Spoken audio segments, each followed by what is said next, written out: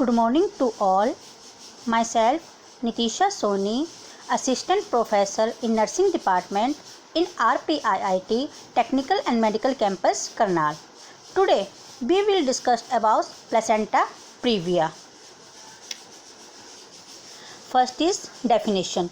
The placenta is implanted partially or completely over the lower uterine segment. It is called placenta previa. Next definition is, in placenta previa, the placenta is implanted in the lower uterine segment such that is completely or partially cover the cervix or is close enough to the cervix to cause bleeding when the cervix dilated or the lower uterine segment effaces. And next one is incidence rate. In 80% cases, it is found in multiparous women. Second incidence rate is, the incidence is increased beyond the age of 35 with high birth orders, pregnancies and in multiple pregnancy. The incidence approximately 4 to 5 per thousand pregnancies. Now next is risk factors. Multiplicity, increased maternal age. Next one is higher altitude. Next is history of previous scar in the uterus. Next is smoking. Types. Now types of placenta previa. There are 4 types of placenta previa depending on the degree of extension of placenta to the lower segment. First type is 1, that is called low laying. Second type 2, that is called marginal. Type 3, incomplete or partial central. And type 4, that is called central or total. Next one is type and degree of placenta previa. There are 4 types and 4 degrees of placenta previa. Now we are discussing about type 1, low laying. And what is type 1? The major part of placenta is attached to the upper segment and only the lower margin encourages onto the lower segment but not to the os. Next one is type 2, that is called marginal type. In this type, the placenta reaches the marginal or internal os but does not cover it. Next is type 3, incomplete or partial central. In this type, the placenta covers the internal os partially, that is called cover the internal os when closed but does not entirely do so when fully dilated. That is type 4, central or total. In this type, the placenta completely covers the internal os even after it is fully dilated. Next is clinical features. First is symptoms. In this symptom, vaginal bleeding is the first symptom. Sudden in onset, painless, revealed bleeding, that is called fresh bleed, bright red or dark colored, unilateral or to activity. Next is sign.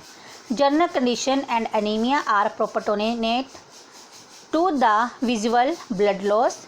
Abdominal examination, the size of the uterus feel relaxed and soft. The head is floating in contrast to the period of gestation. Fetal heart sound is usually present.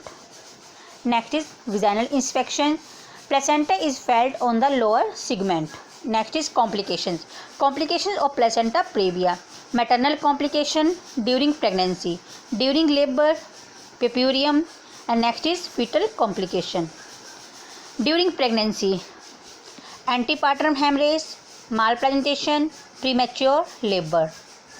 During labor, early rupture of membrane, cord prolapse, slow dilatation of the cervix, intrapartum hemorrhage.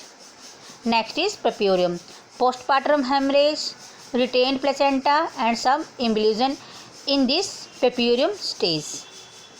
Next is fetal complication, low birth weight, asphyxia and intrauterine death in this fetal complications. First is diagnosis. प्लेसेंटोटोनोग्राफी. प्लेसेंटोग्राफी में क्या होता है? Sonography, colour Doppler, flow study, magnetic resonance, vaginal examination. Next is management. Prevention, immediate management, expectant management, active management, and last is nursing management. First is prevention. To minimize the risk, the following guidelines are useful. Adequate antenatal care, significance of warning hemorrhage. At home, put the patient on bed. Abdominal examination, vaginal examination must not be done. Transfer to hospital, admission to hospital. Next is immediate attention. To ensure the adequate blood supply to a woman and fetus, place the woman immediately on bed rest in a side laying position. A large bore IV cannula is sited and infusion of normal saline. Gentle abdominal palpation. Next is scheme of management. All of APH patients are to be admitted. Journal and abdominal examination, clinical assessment of blood loss, resuscitation if necessary, localization of placenta. And there are defined into two stages: expectant management and active interference. First is expectant management.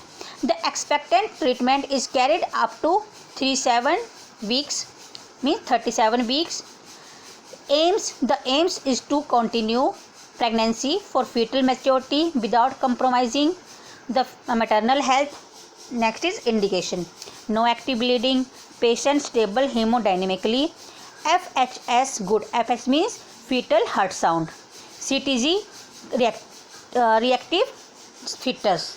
Next is intervention.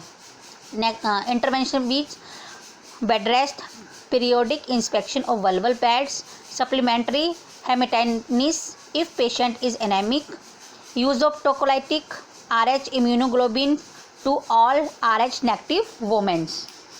Active management. Indications.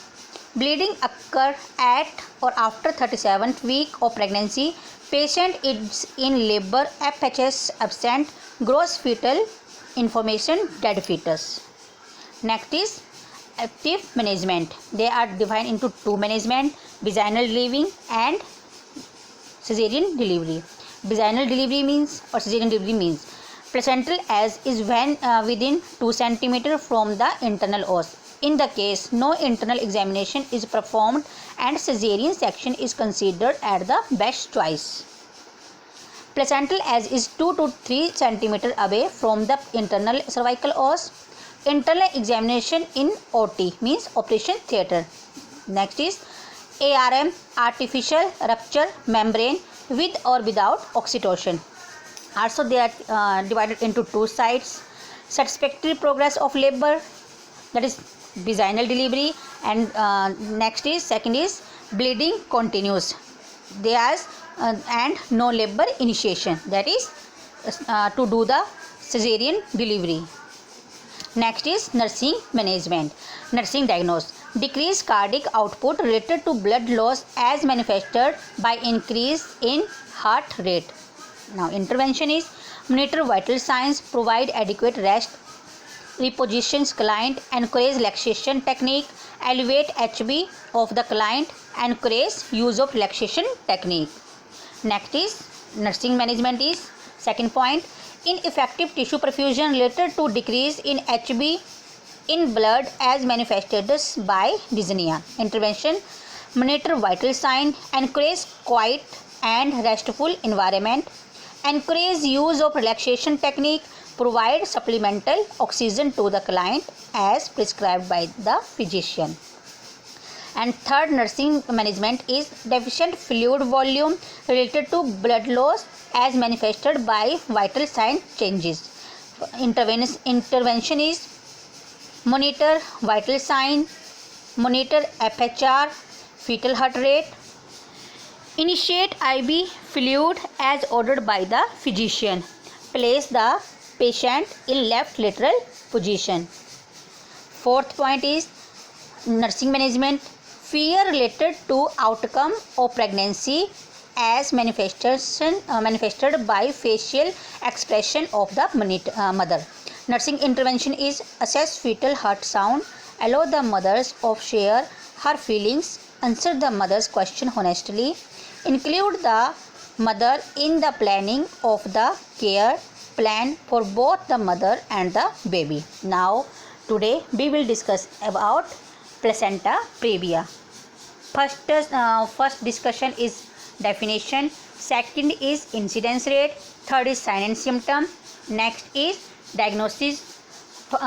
Next discussion is management, and next discussion is types and degree of placenta previa.